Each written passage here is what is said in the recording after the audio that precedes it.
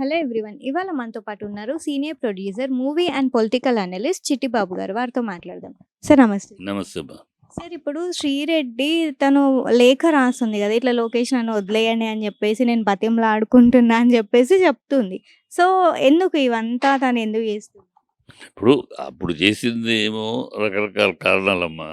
అది రామ్ గోపాల్ వర్మ చెప్పాడు, పవన్ కళ్యాణ్ అటాక్ చేస్తే నీకు ఏదో చెప్పాడు. దాంతో అమ్మాయి అప్పుడు రెచ్చిపోయింది. సో ఒకసారి స్టార్ట్ చేసినాక గేము ఈ అమ్మాయి మాట్లాడు, ఈ అమ్మాయిని వాళ్ళు ట్రోల్ చేయను, ఇక అది కంటిన్యూ అయిపోతూ ఉంది. ఈ అమ్మాయి కొంచెం భాష కొంచెం తీవ్రమైన భాష వాడింది. మామూలుగా మాట్లాడితే అంత ఉండేది కాదు. రివీల్ అవ్వచ్చు, ఆడపిల్లలు రివీల్ అయ్యి వాళ్ళు మాట్లాడుతూ ఉంటే నోరు మూసుకోవాలని లేదు. ఆడపిల్లలు రివీల్ అయ్యి మాట్లాడచ్చు. రివీల్ అయ్యి మాట్లాడటంలో ఏమై కాస్త భాషలో భాష కొంచెం అధికంగా భాష వాడటంలో కాస్త అమ్మాయికి బ్యాడ్ వచ్చింది. ఏమైతే అమ్మాయిని వీళ్ళు తిట్టారు, చాలా తిట్టారు, చాలా బూతులు మాట్లాడారు. వీళ్ళ జనసైనికులు కానీ పవన్ ఫ్యాన్స్ కానీ వ్యవస్థైన బూతులు, మామూలు బూతులు కాదు, వాళ్ళు మాట్లాడారు. సరే అయినా ఈ అమ్మాయి ఇప్పుడున్న పరిస్థితుల్లో వద్దు, ఓకే మీరు మాట్లాడితే తప్పులేదు, కానీ మేము మాట్లాడితే మీకు తప్పు అనిపిస్తుంది కదా, ఓకే క్షమించేయండి, వదిలేయండి అని చెప్పింది. నథింగ్ రాంగ్ దాంట్లో. ఏముంది, ఒక ఆడపిల్ల సరే ఎంత ఇదిగా మాట్లాడినా ఆడపిల్లే కదా. ఒక స్టేజ్ వచ్చేటప్పటికి ఏమో ఇప్పుడు తీసి చూస్తూ ఉంటే వీళ్ళు ఈ కక్ష సాధింపు చర్యలుగా ఉన్నాయి. ఇప్పుడు వీళ్ళు బూతులు మాట్లాడారు అంటున్నారమ్మా. ఎన్ని ఎలా ఉందంటే మీరు మాట్లాడకుండా మాట మాట్లాడితే అర్థం ఉంటుంది. మీరు బొషడికే అని ఆ టీవీలో మాట్లాడుతుంది. మీరు రోజా అని 10 మందితో పడుకుంది, ఆ వీడియోలు బయట పెడతాం, 10 మందితో పడుకున్న పరిస్థితివి నువ్వు అని ఆనం వెంకటరెడ్డి ఓపెన్గా పబ్లిక్లో మాట్లాడాడు. కోల్లి నాని నానిని వాళ్ళ వైఫ్ని, వాడి పిల్లల్ని అడ్డదిడ్డంగా ప్రెస్ మీట్లో పెంచి ఎన్నో బూతులు మాట్లాడారు. మీడియాలో చూస్తే వాళ్ళు ఎన్ని అసహ్యంగా చేశారు, మీరు చేశారు. పోసాని కృష్ణమూర్తి ఇంటి మీద రాళ్ళేసి కోసం బూతులు మాట్లాడారు. వాడి పిల్లల్ని, బిడ్డల్ని అందరినీ పచ్చి బూతులు, మామూలు బూతులు కాదు. సో అవన్నీ మరుగున పడిపోయినాయి. మీరు మోడీ గారి భార్యని గురించి మాట్లాడిని అన్నీ పక్కన పెట్టేశారు. వీళ్ళు మాట్లాడిని మాత్రమే ఫోకస్ చేసి, అంటే మీ ఛానల్స్ మీకున్న ఇవి ఉన్నాయి కనుక, 10 ఛానల్స్ 10 పేపర్లు ఉన్నాయి కనుక, ఆ మాటను వీళ్ళు మాట్లాడిన మాటలనే వేసేసి జనాల్లోకి మీ వాళ్ళు మాట్లాడిన మాటలు మరుగున పెట్టేశారు. ఆ లెక్క చెప్తే మీరు ఎన్ని మాట్లాడారు? ఇప్పుడు తీస్తే పోసాని కృష్ణమురళి వైఫ్ని గురించి కానీ, అంటే నేను పోసాని కృష్ణమురళి నాని మాట్లాడింది కరెక్ట్గా సమర్థించట్లా, వాళ్ళు మాట్లాడింది తప్పే. మీరు ఆ తప్పు చేయకుండా ఉంటే మీరు దాన్ని ప్రశ్నించే హక్కు ఉంటుంది అంటున్నాను. వాళ్ళు మాట్లాడారు తప్పు, అంతకుమించి మీరు తప్పు మాట్లాడారు కదా, ఇంకా మీకు హక్కు ఎక్కడిది? ఈ దాని మీద మమ్మల్ని మాట్లాడారు కనుక మీకు యాక్షన్ తీసుకుంటామనే ఇది మీకు ఎక్కడిదని. మీరు కనుక చాలా భవ్యంగా దివ్యంగా మాట్లాడితే, చూడండి వాళ్ళంత బూతులు మాట్లాడి మేము ఎంతో సమయంతో ఒక బూతు మాట్లాడలేదు అని అంటే మీకు అర్హత, యోగ్యత మీకు వస్తుంది. కానీ మీరు అంతకు మించి మాట్లాడతారు. కానీ వాళ్ళు ఎంత తప్పు, వాళ్ళ ఇసుక తక్కడైతే మీరు పేడ తక్కిరా. ఇద్దరు బ్యాలెన్స్ చూసుకుంటే నువ్వేం నువ్వేంటి, ఎవరు ఎక్కువ మాట్లాడారు, ఎవరు తక్కువ మాట్లాడారు అని ఆలోచించాలి తప్పితే, మాట్లాడేది ఇద్దరు మాట్లాడారు. ఇక్కడ మీరు మాట్లాడిన మాత్రం తప్పు మీ మీద కేసు పెడతామంటే, మరి అలా కేసు మీ మీద పెట్టాలంటే కోర్టులోకి వెళ్ళొచ్చు కదా, అందరూ వెళ్ళొచ్చు, కొన్ని వందల కేసులు వెళ్ళొచ్చు. కనుక అది కరెక్ట్ కాదు. మేమైతే మాట్లాడతాం, మమ్మల్ని ఎవరు మాట్లాడకూడదు అనే యాటిట్యూడ్ కరెక్ట్ కాదు. ఇప్పుడు పవన్ కళ్యాణ్ కన్నా ఎక్కువ ఎవరన్నా మాట్లాడారమ్మా?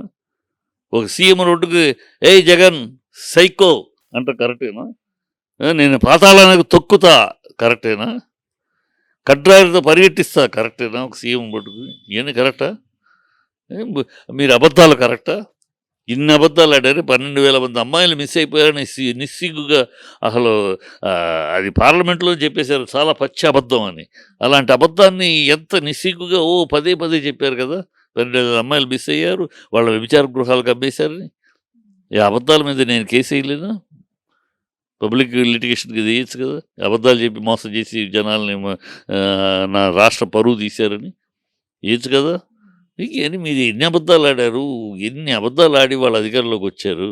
మీ అబద్ధాల మీద కేసులు వేయడం మొదలెడితే కోర్టు హాల్ సరిపోదు, అన్ని కేసులు వేయచ్చు. 1 అబద్ధమా 2 అబద్ధాలా? ఎన్ని ఆడిన మాట ఆడకుండా అబద్ధం. ల్యాండ్ టైటిల్ యాక్ట్ పచ్చి అబద్ధం, అది అసలు ఈ రాష్ట్రానికే సంబంధించింది కాదు. అది సెంట్రల్ గవర్నమెంట్ నీతి ఆయోగ్ వాళ్ళు అన్ని రాష్ట్రాలకి పంపించిన ఒక విధానం అది. ఆ విధానం అందరూ కట్టుబడి ఫాలో చేయాలి. దాన్ని ఏదో ఈ రాష్ట్రం తీసుకొచ్చినట్టు మీ టైటిల్ పోద్ది, అది పోద్దని కథలు చెప్పారు. ఇవాళ మరి ఎందుకు దాన్ని రివైవ్ చేస్తున్నారు? ఇప్పటికి 60% జరిగింది. ఇంతవరకు మరి ఒక కేసు ఎవడో నా స్థలం పోయిందని రాలేదు. ఓ పచ్చి అబద్ధం ఆడేసి జనాలు ఆ లాస్ట్ మినిట్‌లో టపటపటపట అబద్ధం మీద అబద్ధం జనాలు ఒక మభ్య పెట్టేసేసి ఈట్లి మీద అన్ని కేసులేస్తాయి. సో, ఈ రాజకీయంగా కరెక్ట్ కాదు. ఆడారో, ఇంకోటి ఆడారో, ప్రజలు మిమ్మల్ని ఓట్లేసారు. ఇక అయిపోయింది. ఇంకా జగన్ జపము, గత ప్రభుత్వము అని చెప్పుకొని ఎస్కేప్ అవ్వడానికి ప్రయత్నించొద్దు. మాట వెళ్తే గత ప్రభుత్వం జగను, గత ప్రభుత్వం జగను. తుమ్మొచ్చినా, దగ్గొచ్చినా జగను.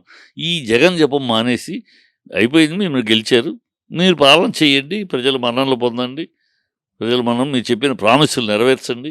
ప్రజలు చీకొడుతున్నారు ఇన్ని అబద్ధాలు చెప్పారని. అది అబద్ధాలు కాదు, మేము కాలం టైం తీసుకుంటున్నాం తప్పితే అబద్ధాలు కాదు. ఇవన్నీ నెరవేరిపోతున్నాం. నమ్మించండి, ఒప్పించండి ప్రజల్ని. ఆ పరిపాలన చేయండి. ఊరిని గాలి ఆయన నిన్నొచ్చేసేసి ఆ అమ్మాయిని మాట్లాడతాడు పవన్ కళ్యాణ్. ఈనాళ్ళు ఏమయ్యావయ్యా, గుడ్లవల్లేరులో హాస్టల్లో అమ్మాయిలు బ్లూ ఫిలింలు గొడవ వస్తే నోరిప్పలేదే. పిఠాపురంలో రేపు జరిగితే నోరిప్పలేదు, కిడ్నాపర్ అయితే నోరిప్పలేదే. చంద్రబాబు కాన్స్టిట్యున్సీలో జరిగినప్పుడు జరిగితే ఇప్పలేదే. ఒక అత్త కోడలు ఇద్దరిని తగలబెడితే నోరు ఇప్పలేదే.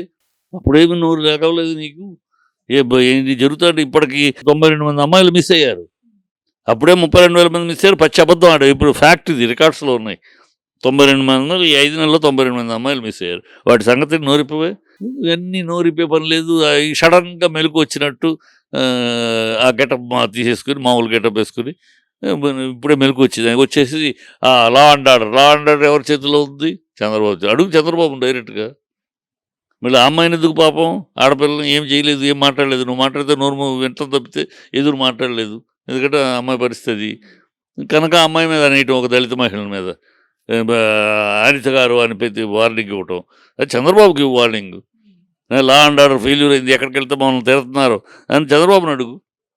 ఆ డబ్బు లేదు. ఈ డ్రామాలు, ఈ పిచ్చి పిచ్చి డ్రామాలు తప్పితే ఆయనకి సనాతన ధర్మం అంటే ఏంటో తెలియదు. సనాతన ధర్మం అంటాడు ఏంటో. సనాతన ధర్మమే కాదు, సనాతన సంస్కృతి హిందూ ధర్మం.